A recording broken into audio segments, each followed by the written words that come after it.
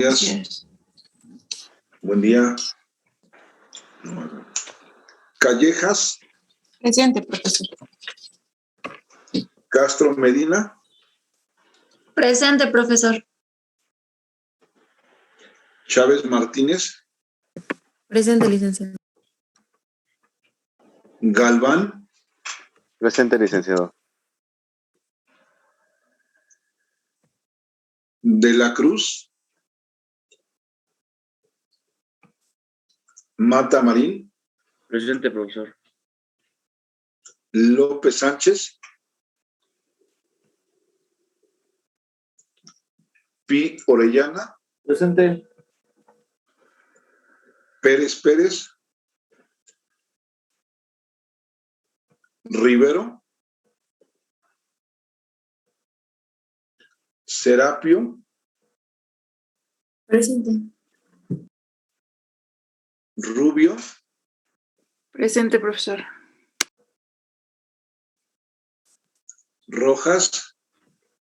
Presente, profesor. Espejel.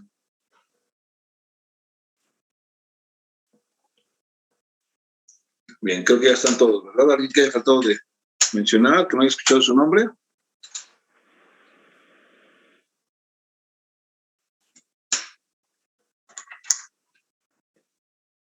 Bueno, muy bien. Pues bueno, abogados, vamos a dar inicio. Estábamos comentando lo relativo al contrato colectivo y de ahí quedó pendiente que me hicieran el favor de analizar la constitucionalidad o inconstitucional de la cláusula de exclusión. ¿A qué refiere esta cláusula de exclusión? O inclusión inclusive, ¿no? Que sería el efecto jurídico contrario. Habitualmente hemos precisado que dentro de una relación laboral, pues los trabajadores de confianza, la ley los reconoce como responsables o representantes patronales. Inclusive habitualmente cuando entablamos una demanda de naturaleza laboral, demandamos tanto a la persona moral como a personas físicas, ¿sí? Como al gerente de recursos humanos, al director, porque de alguna manera yo en mi calidad de empleado estoy subordinado a sus órdenes, ¿vale? Me encomiendan ciertas actividades que yo voy a materializar de carácter y de manera personalizada, ¿sale? Entonces, hay una justificación legal en razón a referir que sería ilógico, estaríamos como en un tema de desventaja si damos oportunidad a que los trabajadores sindicalizados puedan ser parte de nuestro contrato colectivo, ¿vale? Porque es como tener el enemigo en casa, ¿están de acuerdo? ¿Vale? Y que de alguna manera, pues esto es como materia de controversia. Por ejemplo, acorde a la investigación que ustedes tuvieron a bien realizar, ¿qué opinan? ¿A qué conclusión llega, por ejemplo, abogado Espejel?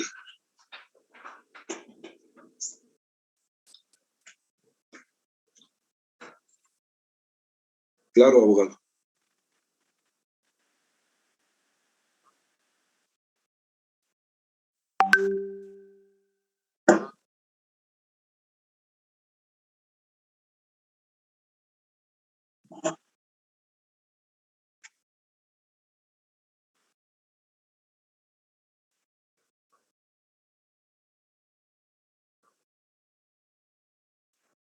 Ok, perfecto, muy bien, Espejel. Gracias por su aportación. Bien, vamos ahora con Elena Martínez. ¿Nos ayuda, abogada? Bueno,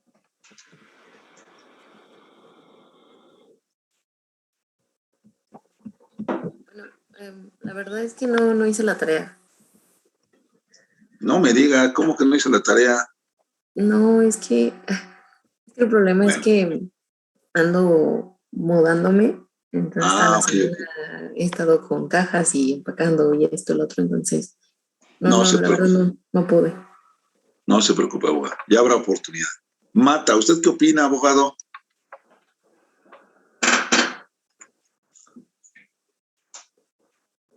Abogado Mata.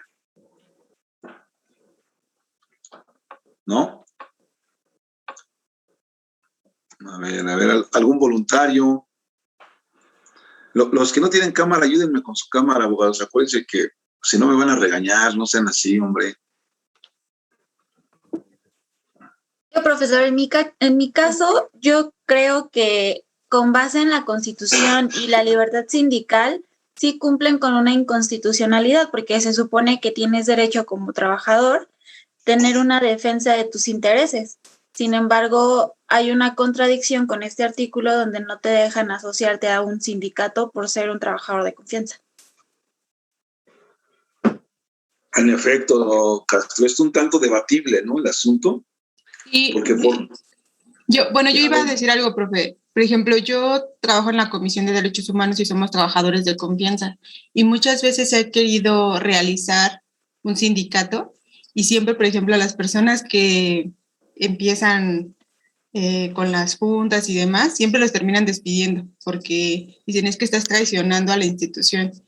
Más sin embargo, yo creo que hay muchas violaciones hacia los trabajadores, en donde sí un sindicato vendría bien para los efectos que este constituye, ¿no? Totalmente. Yo creo que curiosamente, ¿no, abogada? La Comisión Nacional de Derechos Humanos le vulnera los derechos humanos a sus trabajadores, ¿no? No, de verdad que sí, o sea, claro. por ejemplo, los horarios de salida, de repente entras a las 9 y sales a las 9 de la noche y no hay pago de horas extras, no hay cuidadas a las mamás seguimos trabajando en pandemia. O sea, hay muchas cosas que de verdad creo que sí vendría bien. Nos quitaron, por ejemplo, muchos bonos, solamente trabajamos con el salario que teníamos cuando entró la nueva administración y realmente, o sea, no es que un bono, obviamente es una gratificación extraordinaria, ¿no? Sin embargo, creo que sí lo vale a los trabajadores de confianza por el trabajo que ellos mismos realizan, que es de mucha responsabilidad. Y además, por ejemplo, no hay una liquidación. O sea, para los trabajadores de confianza no hay una liquidación. O sea, ellos te pueden decir el día de mañana, como lo entendí en la Constitución y me quedó más claro, ¿sabes qué? Mañana ya no te presentas y no puedes, no tienes derecho. Y entonces, pues sí hay una vulneración a los derechos de un trabajador. Independientemente de los derechos humanos, hay una vulneración hacia los trabajadores, como tal. Claro.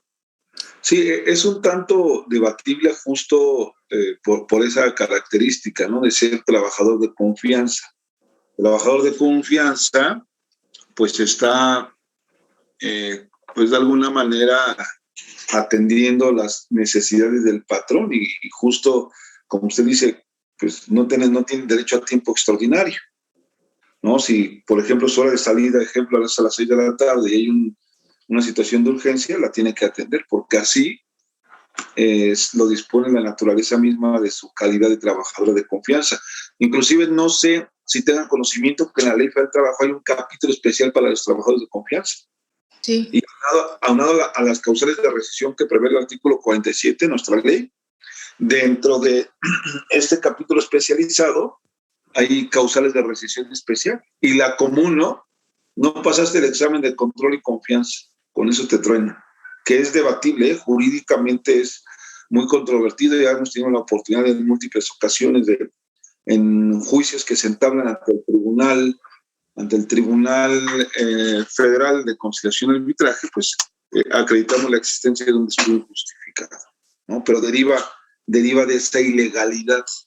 Uh-huh. Y que al final del día, pues viene ese aspecto debatible, que es legal, ahí está el precepto legal que así lo dispone, ¿no? La regla general es que los trabajadores de confianza estrictamente no tienen derecho a ser parte del sindicato. Sin embargo, hay contratos específicamente que hacen extensivos los beneficios al trabajo de confianza, no obstante de que por disposición legal no es aplicable. Acuérdense del principio pro operario, establecer las condiciones en beneficio del trabajador. Por ejemplo, contrato colectivo de Telmex tiene una cláusula de inclusión en donde hace extensivo los beneficios a los trabajadores de confianza. ¿Vale? No obstante de que yo soy trabajador de confianza, acuérdense que para tener visible la calidad de trabajador de confianza hay que atender al artículo 9 de la Ley Federal del Trabajo. ¿Sale? Entonces, tú como trabajador de confianza, si así lo dispone tu contrato colectivo, te van a hacer extensivos los beneficios. ¿Vale? Justo atendiendo a esta naturaleza jurídica. ¿Perdón? Extensivos es que te extiendo, te otorgo los beneficios. Supongamos que usted es de confianza, ¿vale?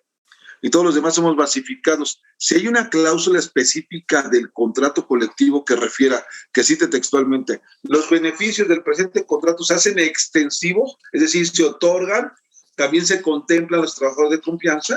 Entonces, bajo esa condición, usted como empleado de confianza tiene derecho a percibir esos beneficios. ¿Vale? Pero la regla general es no, que es un tanto debatible justo atendiendo a esta naturaleza, a esta característica. ¿Está bien? Pero eso se tiene que estipular en el reglamento interno, ¿no? De cada empresa o cada institución, ¿o no? En el contrato colectivo de trabajo, ahí viene textualmente alguna cláusula que hace referencia a eso. Por ejemplo, si ustedes descargan el contrato colectivo de Telmex, ahí hay una cláusula específica que así lo establece. Okay. ¿Sí? Para saber si nos extienden o no los beneficios, habría que atender a ese contrato colectivo. Pero la regla general es no. Acuérdense que siempre las disposiciones van en beneficio del trabajador, siempre. Y vamos a verlo bajo esa condición. En efecto, hay una tutoría integral a los derechos del trabajador, que es vulnerable este aspecto, pues sí, como decía su compañera Callejas, pero hay como ventajas y desventajas. Un trabajador de confianza habitualmente tiene un salario más elevado en comparación de un basificado, ¿no? Tiene, cuando son jefaturas, direcciones y demás, tienen un horario incluso de presencia, ¿no? Que no necesariamente a las 9 de la mañana, puede ir a 10, 11, 12, pero igual no tiene hora de salida. O sea, hay ventajas también, y desventajas. Sí, ¿no? También las vacaciones son 2 semanas de vacaciones. Pero yo creo que... O sea, 30 días al año. Pero yo creo Claro. también que el personal de los trabajadores que son sindicalizados también son muy abusivos. Por ejemplo, en la fiscalía, yo que trabajo en la fiscalía, existimos el personal que somos sindicalizados y los que son de confianza, los que somos de estructura y de confianza. Y las personas como son sindicalizadas y como no te pueden correr a menos de que tú renuncies a la plaza, o sea, todo el tiempo que fue de pandemia no se presentaban a trabajar porque prácticamente, o sea, no pueden despedirlos. Y es un derecho y demás, ¿no? O sea, yo creo que sí, también debería de haber algo que los regule.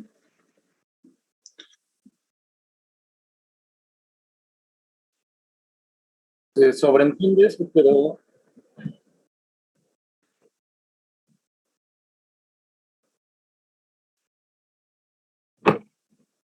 Claro. Se presentan, bueno, es que, bueno, yo que los veo, digo, ni siquiera, o sea, se presentan nada más, no, ni siquiera trabajar, y siguen, o sea.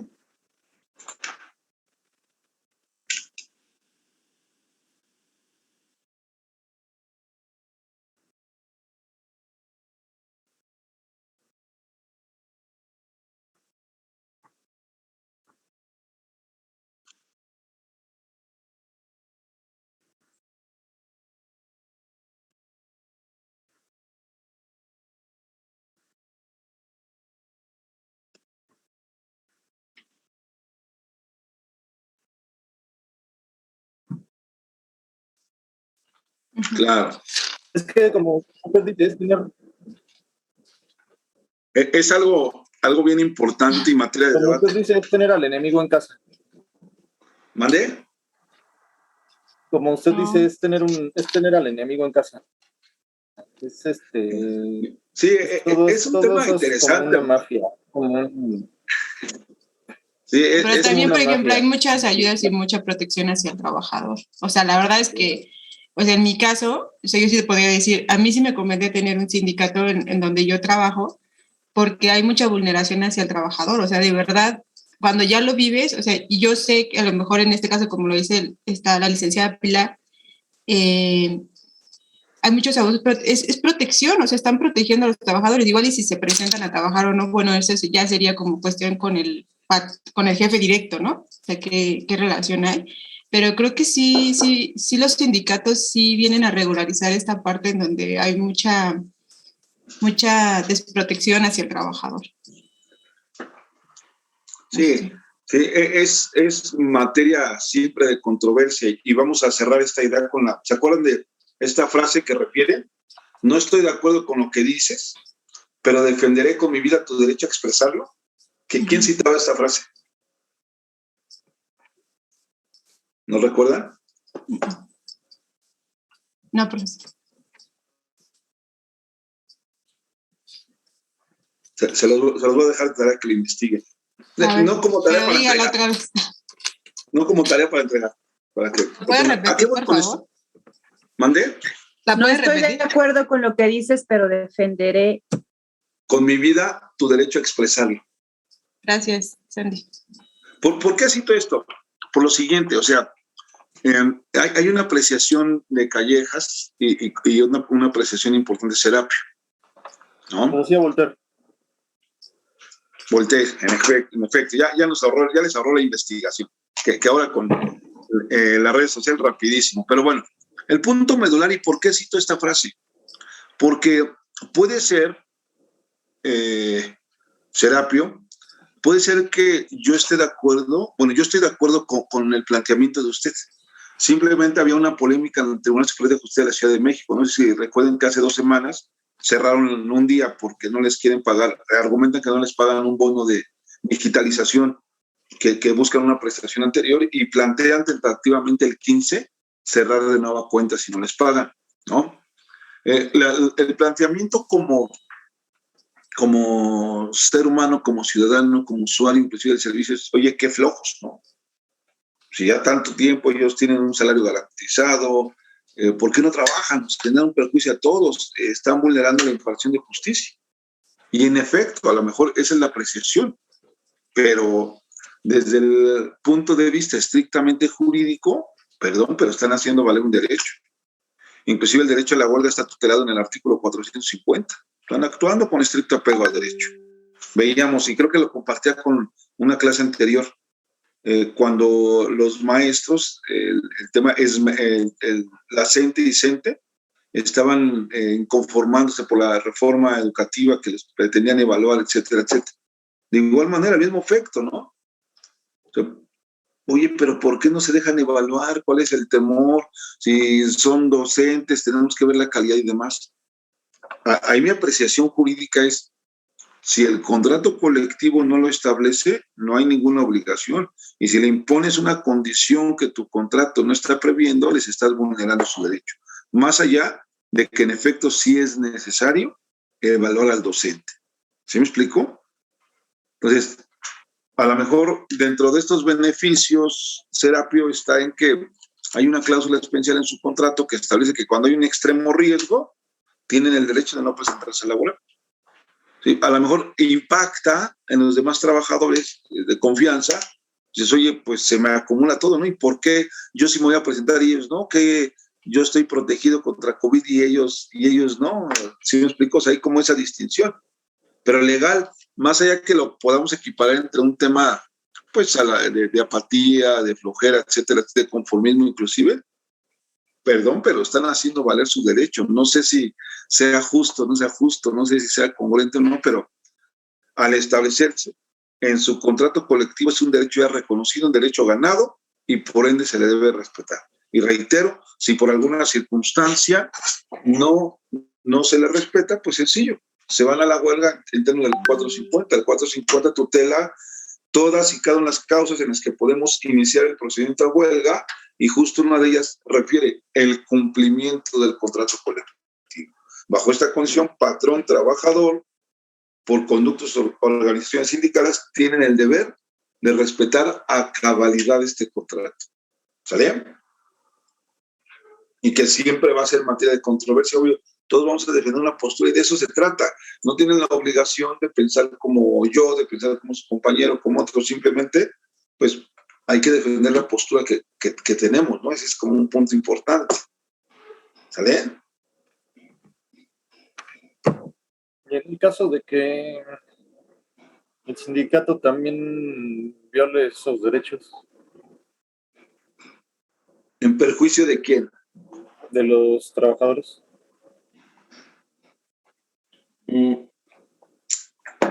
¿Me podría ayudar a precisar específicamente un supuesto?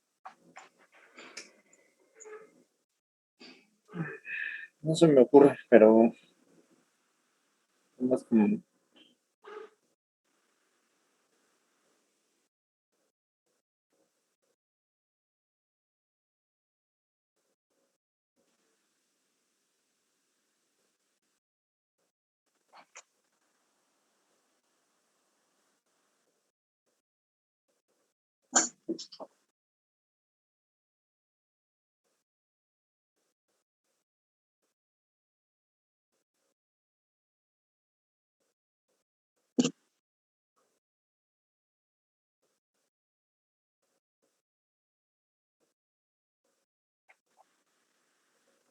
Lo dejan al like, le va. Bueno, pero en forma, ahí usted tiene la legitimidad para demandar directamente al patrón. O sea, yo puedo demandar al patrón porque al final del día, si el sindicato no cumple con mi representación, yo por mi propio derecho, sin el sindicato voy a dictar una demanda ante el Tribunal Laboral, ante la Junta de Conciliación y Arbitraje. No voy a esperar a que el sindicato actúe, porque acuérdense de la prescripción. ¿Se acuerdan qué es la prescripción? ¿Cómo definimos la prescripción? La pérdida de un derecho por no ejercitarlo oportunamente. ¿Vale? Si usted no se va a valer sus derechos en el plazo legal, prescribe. ¿Qué prevé el 516? A ver, abogados.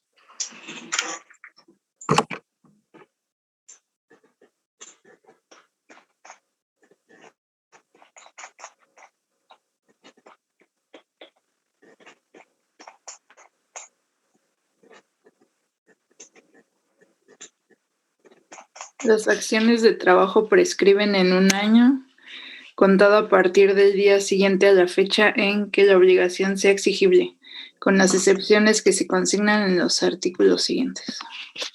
Ok, perfecto, gracias. Entonces, si el sindicato no actúa, Espejel, pues yo demando por mi cuenta, si no me va a prescribir, ¿está de acuerdo? Sí, o sea, no está condicionado a que necesariamente para que yo pueda entablar una acción legal, debe ser por conducto del sindicato, ¿eh? O sea, yo como trabajador sindicalizado puedo renunciar a la representación del sindicato y que mi defensa la tome algún abogado particular, sin mayor limitación, ¿eh? Y obviamente, ¿perdón? Sí, el sindicato no tiene tema, nada más él dice, bueno, fírame un documento donde refiere a que renuncias a los beneficios como de defensa y que tú vas a valer derechos por ti mismo.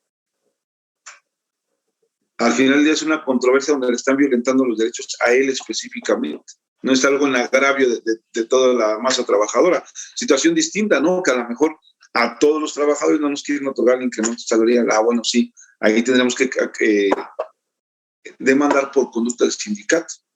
¿Y ahí el sindicato entonces funge como abogado? Representa los intereses de los agremiados.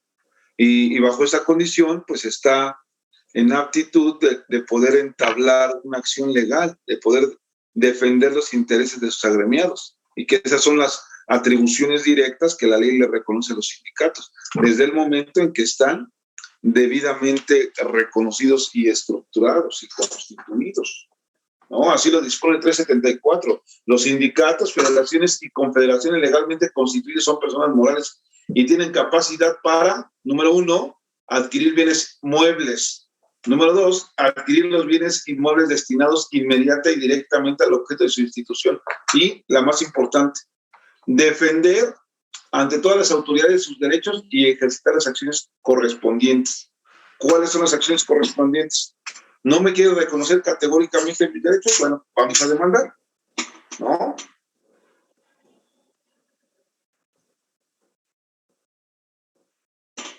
a estas acciones nos referimos de forma estricta.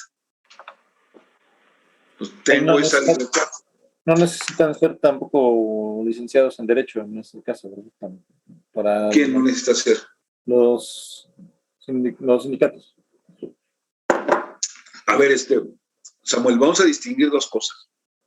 Una cosa es la capacidad y otra es la personalidad. ¿Vale? Yo tengo la capacidad para poder ejercer profesionalmente, porque cumplo el requisito que prevé la fracción segunda del 692.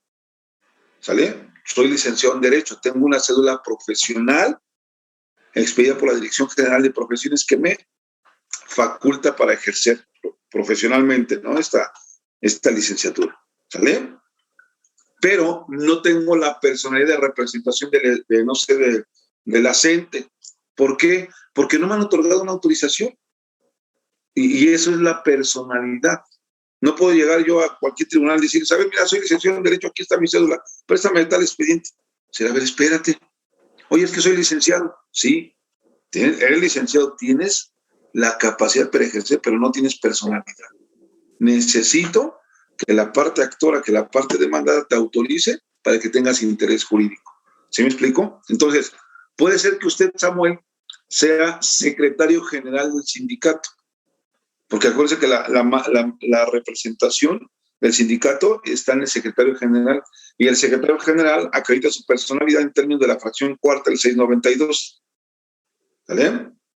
Pero no necesariamente para que yo sea secretario general, pues debo ser abogado. A lo mejor soy un ingeniero, soy docente de profesión, ¿no? Soy maestro a nivel del primario. Eso no me impide ser secretario general. Entonces, yo tengo la personalidad de representatividad, pero no la capacidad de comparecer a juicio, porque no soy licenciado en Derecho. Entonces, yo en mi calidad de veterinario y secretario general del sindicato, voy a otorgar un poder de representación al licenciado en Derecho, Eduardo Galván. ¿Vale? Y él decir, yo soy el apoderado legal del sindicato porque José Luis Chaires, en su carácter de secretario general, me otorgó la autorización. No sé si explique. Sí, ya me quedó más claro. ¿Vale?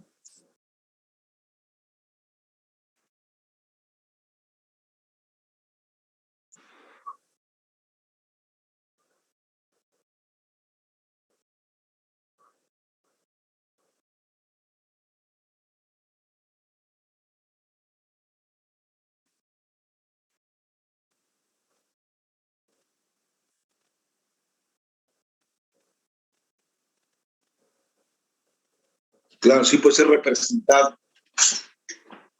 ¿Vale? Y justamente a ello es acorde a las facultades que se tienen como trabajador sindicalizado. ¿Vale? Incluso el 375 lo dispone, esa posibilidad de que yo, sindicato, haga valer directamente los derechos de mis agremiados. Pero si ellos deciden actuar por sí mismos, no hay mayor inconveniente. Así lo dispone el 375. ¿Quién me ayuda dándole lectura a ese artículo, por favor?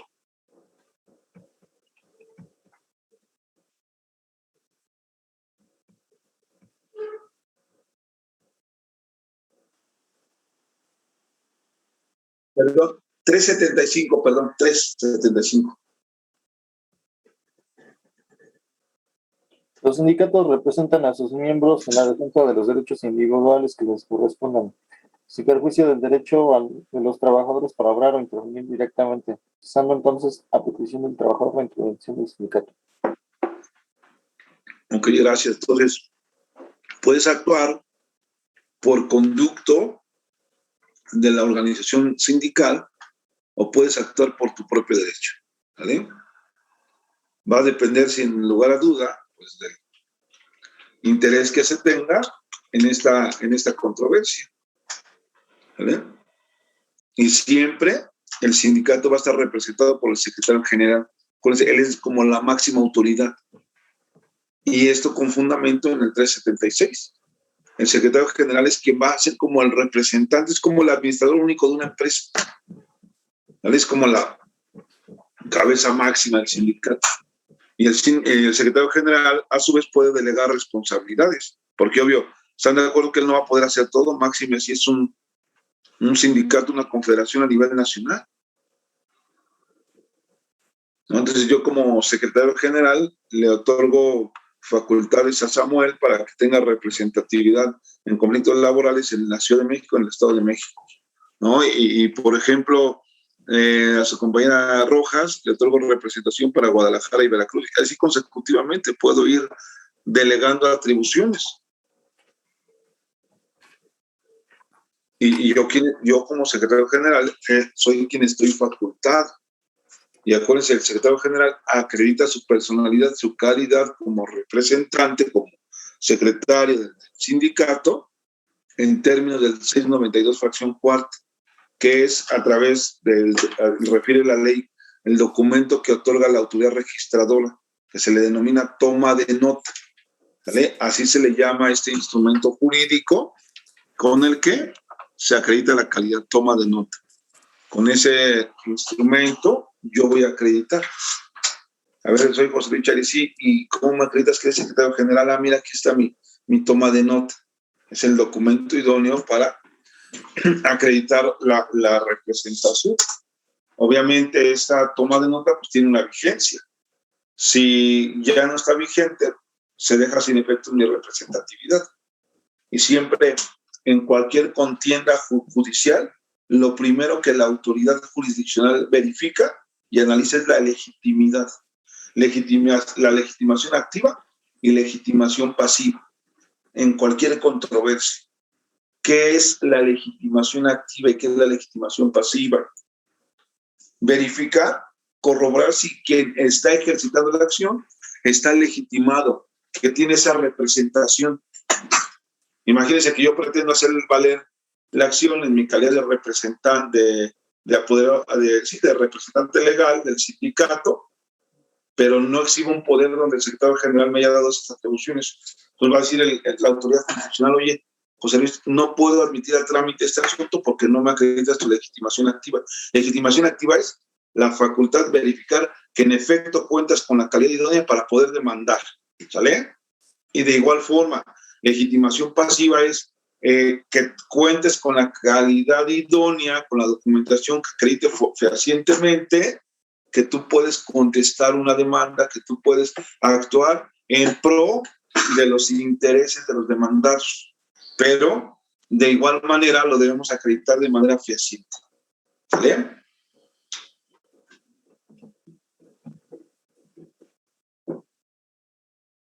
Si no acredita la legitimación, no van a admitir a trámites. En cualquier controversia es lo primero, legitimación. Máxime, si hablamos de organizaciones sindicales, hay que corroborar que en efecto se cuente con la calidad idónea. ¿Sí? Si vas a contestar como empresa, que seas apoderado. Acuérdense que hay distintos tipos de poderes para pleitos y cobranzas, actos de administración, ¿no? Para actos de dominio, poderes especiales, y de acuerdo a la naturaleza específica del poder son las atribuciones que se van a conferir. Imagínense que usted quiere comparecer en representación de una empresa y tiene un poder para actos de dominio. No es el poder idóneo. No obstante que sea apoderado, no le otorgaron atribuciones para ese tipo de temas. Tiene un poder de naturaleza jurídica diferente. ¿Sale?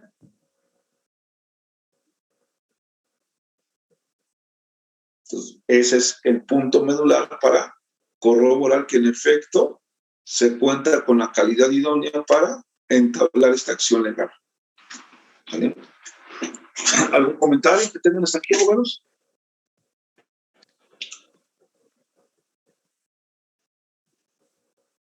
No. Perfecto. Ahora, bajo esta condición, vamos a hablar de las obligaciones que la ley le impone a los sindicatos. Y estas obligaciones, pues, están fundadas en el 377. ¿Vale? Los sindicatos tienen las obligaciones siguientes. Número 1, proporcionar los informes que le soliciten las autoridades de trabajo, siempre que se refieran exclusivamente a su actuación como sindicatos. ¿Sí? Cualquier requerimiento que se haga al sindicato tiene el deber de informar.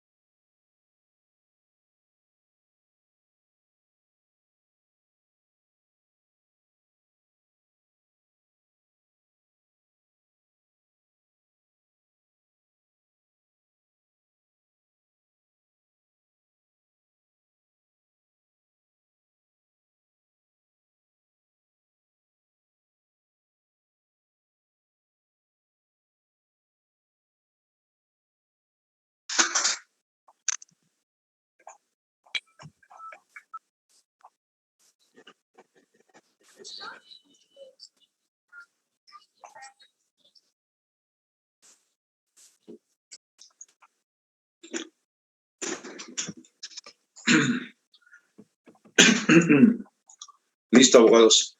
Entonces comentábamos en relación a los deberes que la ley le impone a los sindicatos y que obviamente pues todo va encaminado a que cumplan puntualmente con sus funciones, que van encaminados pues, a velar por los intereses de sus agremiados, buscar una protección integral a sus derechos. Y justo ahí es a donde nace pues el denominado contrato colectivo, ¿no? Que es el documento que ellos van a suscribir en representación de los agremiados. Por eso es que habitualmente dentro de un sindicato se elige a la directiva, porque es quien va a defender nuestros intereses, ¿no? Y si yo voy a votar por determinados representantes, pues sin lugar a dudas porque estoy de acuerdo con sus ideales y sé que van a respetar, van a buscar una protección directa de mis intereses. Ellos ya suscriben el contrato colectivo, son quienes van a tener el vínculo directo con el patrón y se van a encargar de firmar el contrato, ¿no? Que inclusive ya la clase anterior hacíamos referencia a los requisitos que debía contener ese contrato colectivo, ¿sí? Que justo debe establecer las condiciones que van a imperar en la relación de trabajo, ¿sí? Horario de trabajo, jornadas, funciones, o sea, todo lo relativo a cómo va a estar el funcionamiento. Y la tendencia habitual de un contrato colectivo, pues es que siempre las condiciones van a estar en beneficio de los trabajadores, cuando menos ajustadas a las bases mínimas que prevé la Ley Federal del Trabajo, pero por lo regular la tendencia es que prevé mejores condiciones en comparación de las bases mínimas que establece la Ley Federal del Trabajo, ¿vale? Y justo durante la vigencia del contrato, tanto patrón como trabajadores pues tienen la obligación directamente de buscar que se cumpla el contrato colectivo. Si no, puede dar pauta, como lo hemos dicho, a la iniciación del procedimiento de huelga. El procedimiento de huelga es factible su iniciación cuando no se respeta categóricamente lo pactado en el contrato, ¿vale? Entonces, el 391 que ya comentábamos establece los requisitos que debe contener el contrato colectivo: nombre y domicilio de los contratantes, empresa y establecimientos que abarque, vigencia, jornadas de trabajo, días de descanso y vacaciones, monto de salarios, cláusulas relativas a la capacitación o adiestramiento, las demás disposiciones que la ley establezca. O sea, ahí se va a establecer todas las condiciones, incluso ahí van a quedar insertos todos los beneficios que se otorgan de manera adicional, que muchas veces esas condiciones extraordinarias ni siquiera están previstas en la Ley Federal del Trabajo. Pero acuérdense que por el simple hecho de que se hayan insertado en el contrato colectivo, se vuelven obligatorios. Esos bonos, esos premios que inicialmente no se habían pactado y que ni la ley reconoce, por ejemplo, premio de puntualidad, bono de asistencia, alguno de productividad, etcétera, ayudas que se otorguen de manera adicional, todas las condiciones que se lleguen a establecer en el contrato de abogados van a ser obligatorias y consecuentemente se deben respetar de forma categórica. Y vuelvo a repetir, el efecto y consecuencia jurídica de su incumplimiento justo es el ejercicio literal del derecho a la huelga. ¿Vale? Este contrato colectivo, como ya lo hemos señalado, cita las condiciones bajo las que va a establecerse esta relación de trabajo, pero pueden subsistir circunstancias que den pauta a poder actualizar, a poder realizar una modificación. Y justo para ello, la ley reconoce que el contrato se puede buscar la revisión del contrato. ¿Para qué la revisión del contrato?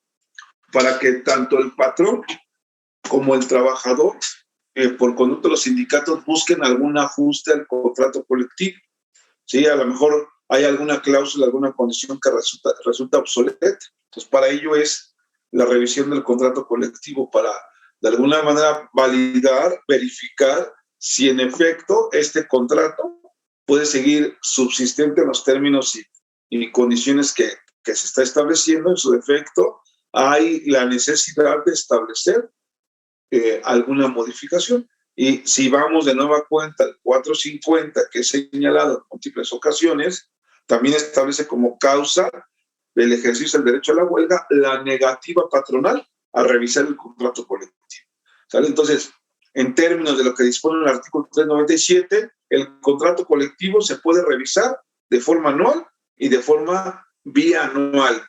La revisión anual siempre va enfocado al aspecto salarial, toda vez que acuérdense que la Comisión Nacional de Salarios Mínimos cada año va realizando un incremento salarial. Luego, entonces, ese incremento salarial debe impactar de forma directa en los tabuladores salariales que están insertos en el contrato colectivo. ¿Sí? Cada año hay un incremento salarial. Y si el patrón se niega a otorgarle el incremento salarial, vamos a la huelga. Y es totalmente válido. O sea, esos son muchos de los grandes beneficios que te generan el estar sujeto a una contratación colectiva. Y por lo que hace a la revisión que se da cada 2 años, esta va más al clausulado general, a las condiciones de más cláusulas del mismo contrato, inclusive de todo el contrato, pero que no esté advinculado con el tema salarial. A lo mejor hay una cláusula que va a quedar insubsistente. Ya ven que ahora muchas empresas, no sé, hablemos de una empresa que se dedica a la producción, venta y distribución de sus servicios que comercializa. Puede ser que yo produzca, que yo venda, pero contrato a otra empresa que es quien va a trasladar mis productos para comercializar. No sé, ejemplo, supongamos que Bimbo, ¿no? Que yo produzco, yo vendo, pero hay otra empresa que se encarga de repartir. Si fuera bajo esa condición, y a lo mejor inicialmente sí reconocía la calidad de trabajadores como choferes, etcétera, y hay alguna modificación, eso puede ser materia de la revisión del contrato para buscar ese ajuste. ¿Sale? ¿Sí, sí nos queda claro, vamos? Ahora, para los requisitos de mayoría que se deben satisfacer para solicitar la revisión del contrato colectivo de trabajo, hay que atender a satisfacer lo que prevé el 398. 398 de la Ley Federal del Trabajo cita 3 criterios para delimitar los requisitos de mayoría a fin de estar en la aptitud legal de solicitar la revisión del contrato colectivo. Entonces, primer supuesto, si hablamos de un contrato colectivo que haya estado suscrito por un patrón y un trabajador, me refiero a sindicatos, basta con que uno de ellos lo solicite, ¿sale? Y esto es con fundamento de la fracción primera. Ese es el primer criterio. Segundo criterio en términos de la fracción segunda, si el contrato colectivo se suscribió por varios sindicatos de trabajadores, ¿sí? La revisión debe estar avalada por el 51% de esos trabajadores. Tercer y último criterio, si el contrato colectivo se celebró por varios patrones, ¿sí? La solicitud debe estar avalada por el 51% de los patrones. ¿Sí me explico? Entonces, reitero, primer criterio, si es uno y uno, basta con que cualquiera lo solicite. El segundo criterio, si hay múltiples sindicatos de trabajadores, debe ser quien lo peticione, los trabajadores que representen el 51%. Y por último, si es un contrato colectivo que se suscribió por múltiples empleadores, ahí de igual manera se debe satisfacer este requisito de mayoría y por ende debe ser cuando menos el 51% de los patrones. ¿Sale? Reitero, este es mi requisito de mayoría que establece la Ley Federal del Trabajo para hacer la solicitud correspondiente en relación a la revisión del contrato colectivo. ¿Dudas, comentarios por lo que hace al requisito de mayoría? Bien. Muy bien, perfecto. Y ahora vamos a hablar entonces de la temporalidad. ¿En qué momento, o en qué tiempos, en qué plazos se debe solicitar la revisión del contrato colectivo? En ese sentido, la ley estrictamente establece los plazos en que se va a hacer la solicitud. Y esto es en términos de lo que dispone el 399, que a la letra cita. La solicitud de revisión deberá hacerse por lo menos 60 días naturales antes, fracción primera, del vencimiento del contrato colectivo por tiempo determinado si este no es mayor de 2 años. Fracción segunda, del transcurso de 2 años si el contrato por tiempo determinado tiene una duración mayor. Y fracción tercera, del transcurso de 2 años en los casos de contrato por tiempo indeterminado o por obra indeterminada. Si se dan cuenta, estos criterios de temporalidad en primera instancia se hace referencia a delimitar la vigencia del contrato. Si es un contrato tiempo determinado, tiempo indeterminado, pero la regla general es 60 días antes de los 2 años de la culminación de la vigencia.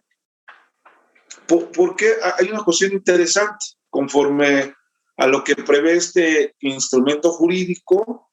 La revisión del contrato colectivo, por ejemplo, tenemos un contrato que es de diciembre 2019 a diciembre de 2021, porque habitualmente tienen 2 años de vigencia.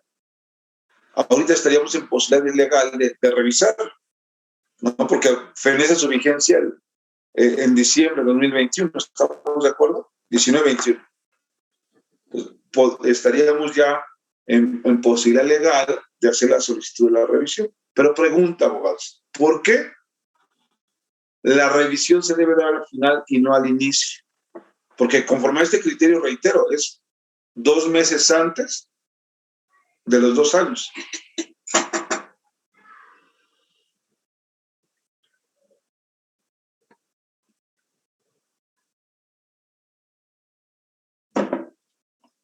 ¿Por qué buscar la revisión del contrato al final y no al inicio?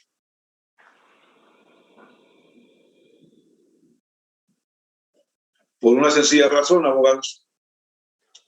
Supongamos este contrato que ya se va a ofrecer, lo revisamos para que el nuevo que va a entrar a disposición 2021-2023 esté ajustado a las nuevas necesidades que tenga tanto el patrón como los trabajadores.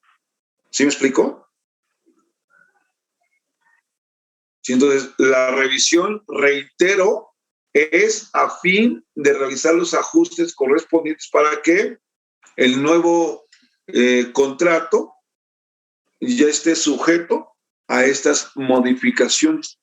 Y si por alguna circunstancia no se peticiona la revisión, automáticamente se tiene por prorrogado. ¿Sale? O sea, en conclusión podemos decir, un patrón que suscribe un contrato colectivo no se puede deshacer del contrato colectivo. Porque si hay una negativa a revisarlo, independientemente de que nos podemos ir a la huelga, el efecto y naturaleza jurídica de esa negativa es que se extiende su vigencia. ¿Vale?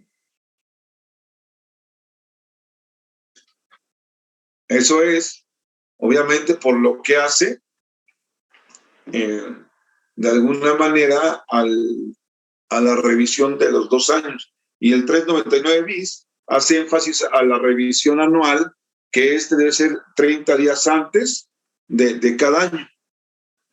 ¿Para qué? Como decíamos, para que el año siguiente ya el contrato colectivo esté sujeto a todas sus modificaciones. ¿Sale? Profesor, si es prorrogado, ¿se extiende la vigencia por los mismos 2 años o en este caso por 1 año? Hay un criterio genérico que la ley establece, no sé si recuerdan el curso anterior cuando analizaron las distintas vigencias de los contratos laborales, y un criterio que la ley establece es que cuando no precisas y no delimitas vigencia de un contrato, adoptan vigencia de contrato indeterminado. ¿Vale? Y ese criterio es muy benéfico para nosotros como trabajadores. ¿Vale? En la parte colectiva no le genera vulneración porque, reitero, difícilmente, patrón, te vas a quitar un contrato colectivo cuando ya se suscribió. Máxime, si atendemos al principio de progresividad. ¿Sí se acuerdan de este principio de progresividad que ya está reconocido integralmente como un derecho humano y que va enfocado al aspecto laboral? Principio de progresividad implica que en mi calidad de trabajador, mis derechos deben ir en progreso, deben ir en incremento. Si al día de hoy percibo un salario de 2 pesos, ejemplo, ¿sí? Lo lógico y congruente es que en determinado tiempo o en un año gane más, no puedo ganar menos, no puede haber un retroceso. Es una violación flagrante a los derechos. ¿Se acuerdan cuando recién llegó nuestro presidente vigente? Y buscaba, ¿no?, a muchos funcionarios disminuirles el salario, o les disminuyó en forma el salario. Más allá de que no sé si ganaban mucho o ganaban poco, no lo sé, pero estás violentando un derecho. Es que a lo mejor ganaban demasiado, sí, o no sé, sea mucho, sea poco, reitero, pero con esa conducta el presidente violentó flagrantemente el principio de progresividad. No puede haber un retroceso en relación a mis prestaciones laborales. Siempre deben estar en incremento. ¿Sale? ¿Dudas, comentarios? ¿No?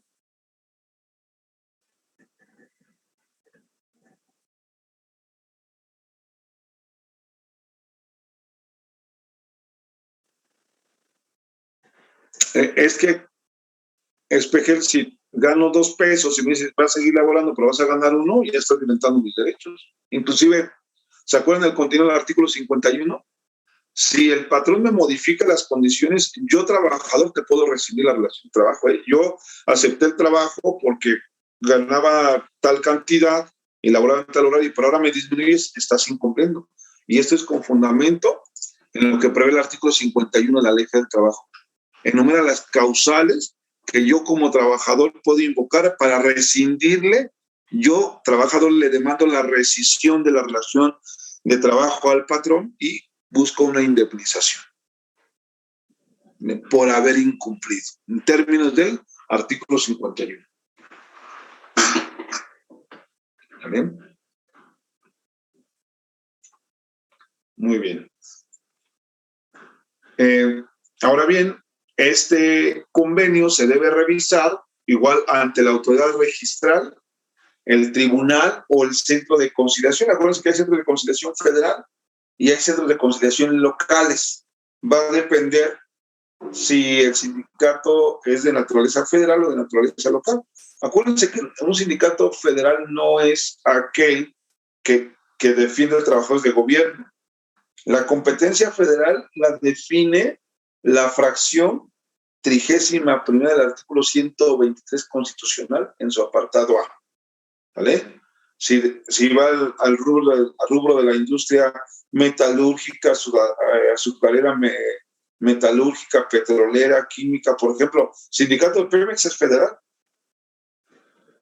Sindicato de Bimbo es federal porque está dentro de los supuestos que enumera la fracción 31ª.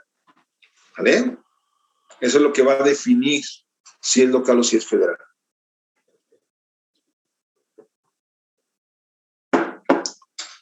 Ahí obviamente se hace la solicitud correspondiente para que se puedan realizar los ajustes y consecuentemente pues continuar con la relación de trabajo, pero ya ajustado al marco de legalidad con todas las modificaciones que se hayan logrado en el procedimiento de revisión.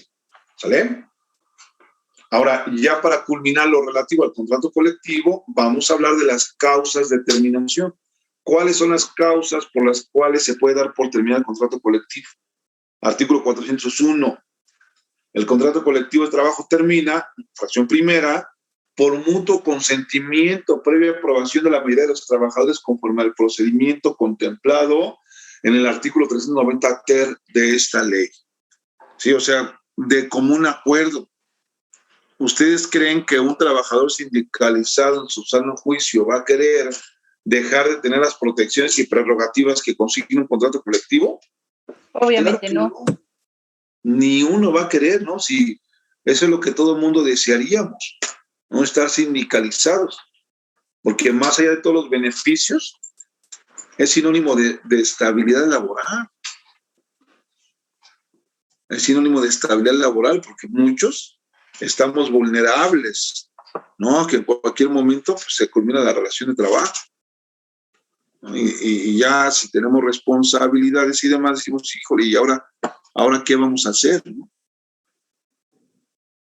Por ejemplo, los contratos laborales que ustedes tienen vigentes, ¿qué naturaleza tienen? ¿Temporales, indeterminados, son de confianza? Porque indeterminado, bueno, usted está perfecto, está protegido, indeterminado. Rojas, ¿usted qué vigencia tiene? No, profesor, acuérdese que yo estoy por honorarios. Ah, pues bueno, ni siquiera determinado, ¿no? O sea, sí, así peor es. tantito, ¿no? Es una simulación directa a los derechos. Que justo, fíjense, justo hay como una contradicción. No sé si han visto que recientemente suscribieron un acuerdo del IMSS con estas empresas Didi, todas las de plataforma Didi, Uber, para darle seguridad social a los trabajadores, a los choferes. Si hay una relación laboral, claro que hay una relación laboral, ¿no? Y eso lo robustece. ¿Vale?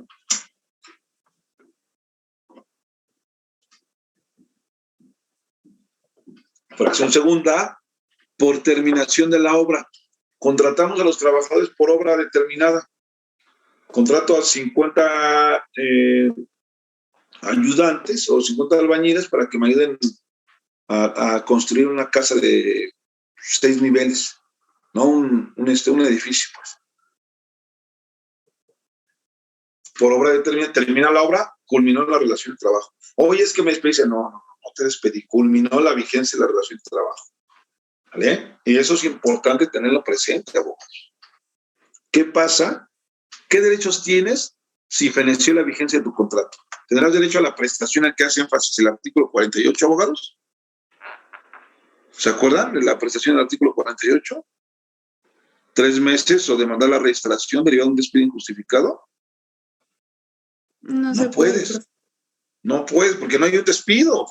Feneció la vigencia de tu contrato. Ahí les voy a compartir.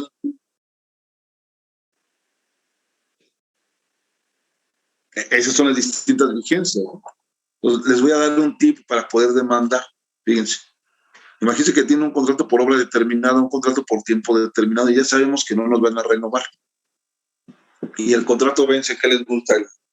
El 15 de octubre de 2021. Yo estoy seguro que al 15 de octubre de 2021 ya no me van a renovar.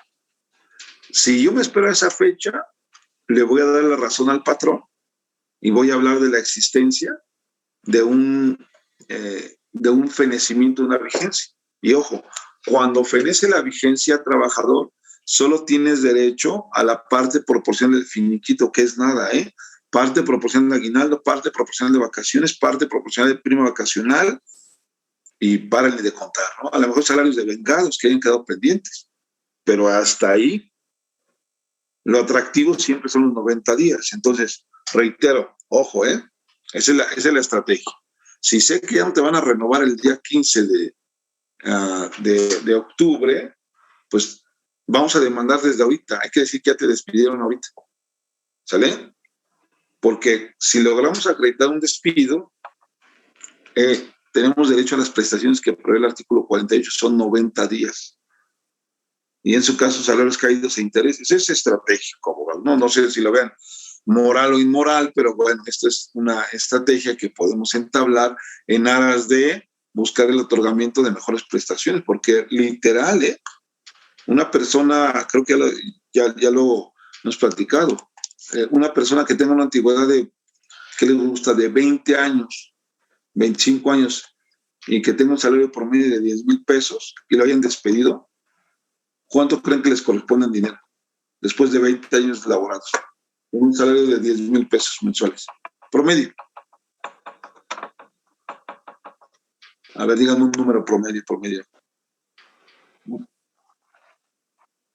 Indeterminado, son laboró 20 años y ganaba 10,000 mensuales. Una idea. Ya le di la antigüedad. 20 años, salario de 10,000 pesos mensuales. Promedio, denme una idea. Díganme una cantidad. A ver, Castro, ¿cuánto se imagina que le tocará? Como 150, entre 100 y 150, yo creo. Ok. Martínez, ¿cuánto le corresponderá? Como 200, 250.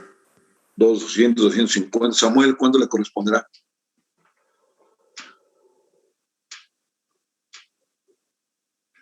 Igual 250. 250. Galván, ¿usted qué dice, abogado?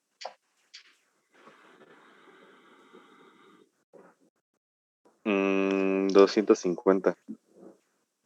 250. A ver, ¿quién más? Uno último. A ver, Mata, ¿usted qué dice?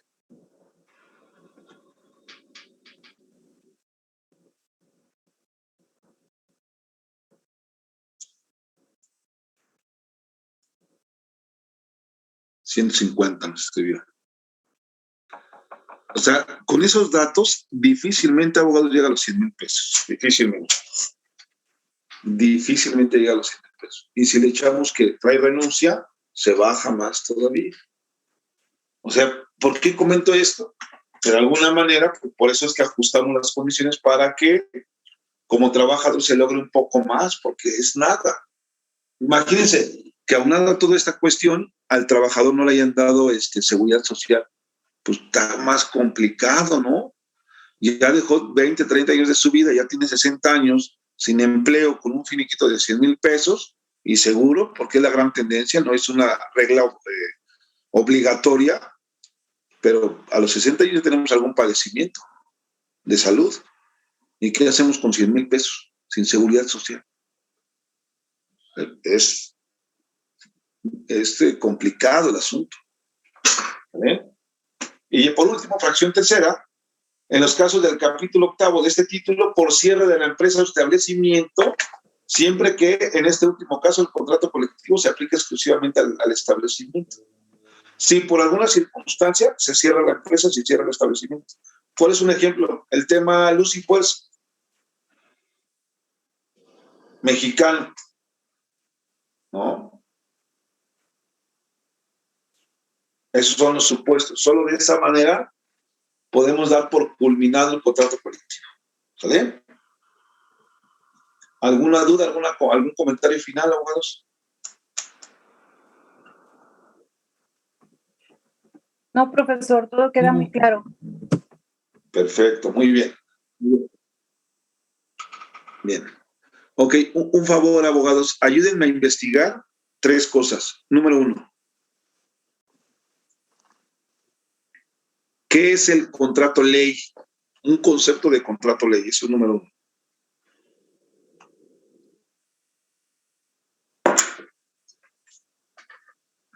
Número 2, ¿cómo se crea cómo se constituye el contrato ley? O sea, como el procedimiento para crear.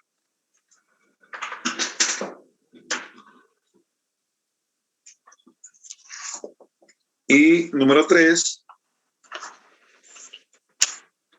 investigar cuáles son los contratos ley vigentes actualmente en México.